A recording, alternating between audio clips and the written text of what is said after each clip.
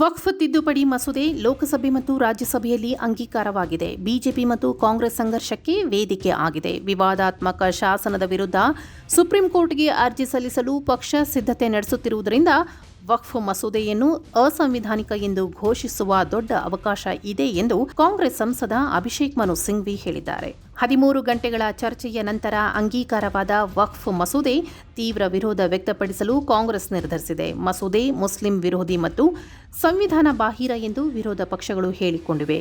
ಮೋದಿ ಸರ್ಕಾರದ ವಿರುದ್ಧ ಸಾಂವಿಧಾನಿಕ ತತ್ವಗಳನ್ನು ರಕ್ಷಿಸುವುದಾಗಿ ಕಾಂಗ್ರೆಸ್ ಪ್ರತಿಜ್ಞೆ ಮಾಡಿದೆ. ಸಂಸತ್ತು ಅನುಮೋದನೆ ನೀಡಿದ ನಂತರ ವಕ್ಫ್ ತಿದ್ದುಪಡಿ ಮಸೂದೆ 2024ರ ಸಾಂವಿಧಾನಿಕತೆಯನ್ನು ಸುಪ್ರೀಂ ಕೋರ್ಟ್ನಲ್ಲಿ ಪ್ರಶ್ನಿಸಲು ಯೋಜಿಸಿರುವುದಾಗಿ ಕಾಂಗ್ರೆಸ್ ಶುಕ್ರವಾರ ಹೇಳಿದೆ. ಐಎನ್ಸಿ ಶೀಘ್ರದಲ್ಲಿ ವಕ್ಫ್ ಮಸೂದೆ 2024ರ ಸಾಂವಿಧಾನಿಕತೆಯನ್ನು ಸುಪ್ರೀಂ ಕೋರ್ಟ್ನಲ್ಲಿ ಪ್ರಶ್ನಿಸಲಿದೆ ಎಂದು ಕಾಂಗ್ರೆಸ್ ನಾಯಕ ಜೈರಾಮ್ ರಮೇಶ್ ಸಾಮಾಜಿಕ ಮಾಧ್ಯಮ ವೇದಿಕೆ ಎಕ್ಸ್ನಲ್ಲಿ ಹೇಳಿದ್ದಾರೆ. 13 ಗಂಟೆಗಳ ಮ್ಯಾರಥಾನ್ ಚರ್ಚೆಯ ನಂತರ ಗುರುವಾರ ಲೋಕಸಭೆಯಲ್ಲಿ ಮತ್ತು ಶುಕ್ರವಾರ ರಾಜ್ಯಸಭೆಯಲ್ಲಿ ಅಂಗೀಕಾರವಾದ ಮಸೂದೆಯು ಹಲವಾರು ರಾಜಕೀಯ ಪಕ್ಷಗಳಿಂದ ತೀವ್ರ ವಿರೋಧವನ್ನು ಹುಟ್ಟುಹಾಕಿದೆ.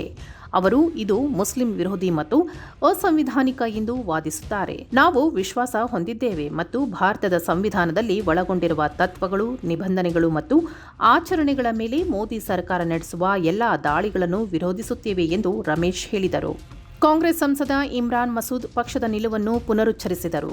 ಕಾನೂನು ಕ್ರಮ ಮಾತ್ರ ಉಳಿದಿರುವ ಮಾರ್ಗ ಎಂದು ಹೇಳಿದರು. ವಕ್ಫ್ ಮಸೂದೆಯನ್ನು ನಾವು ಕಾನೂನುಬದ್ಧವಾಗಿ ಪ್ರಶ್ನಿಸುತ್ತೇವೆ. ಕಾನೂನು ತಜ್ಞರೊಂದಿಗೆ ಚರ್ಚೆ ನಡೆಸಿದ ನಂತರ ನಾವು ಸುಪ್ರೀಂ ಕೋರ್ಟ್ನ ಬಾಗಿಲು ತಟ್ಟುತ್ತೇವೆ. ಬೇರೆ ಯಾವುದೇ ಆಯ್ಕೆ ಉಳಿದಿಲ್ಲ. ಮುಸ್ಲಿಮರ ವಿರುದ್ಧ ದ್ವೇಷ ಹರಡಲಾಗುತ್ತಿದೆ ಎಂದು ಅವರು ಹೇಳಿದರು. ಕಾಂಗ್ರೆಸ್ ಸಂಸದ ಅಭಿಷೇಕ್ ಮನು ಸಿಂಘ್ವಿ ಅವರು ಮಸೂದೆಯ ಅಂಗೀಕಾರವನ್ನು ಟೀಕಿಸಿದರು. ಸರ್ಕಾರವು ಅದನ್ನು ಹೇರಲು ಬಹುಮತವನ್ನು ದುರುಪಯೋಗಪಡಿಸಿಕೊಂಡಿದೆ ಎಂದು ಆರೋಪಿಸಿದರು. ಮಸೂದೆಯನ್ನು ಪ್ರಶ್ನಿಸಿದರೆ ನ್ಯಾಯಾಲಯವು ಅದನ್ನು ಅಸಂವಿಧಾನಿಕ ಎಂದು ಘೋಷಿಸುವ ಹೆಚ್ಚಿನ ಅವಕಾಶ ಇದೆ ಎಂದು ಹೇಳಿದರು.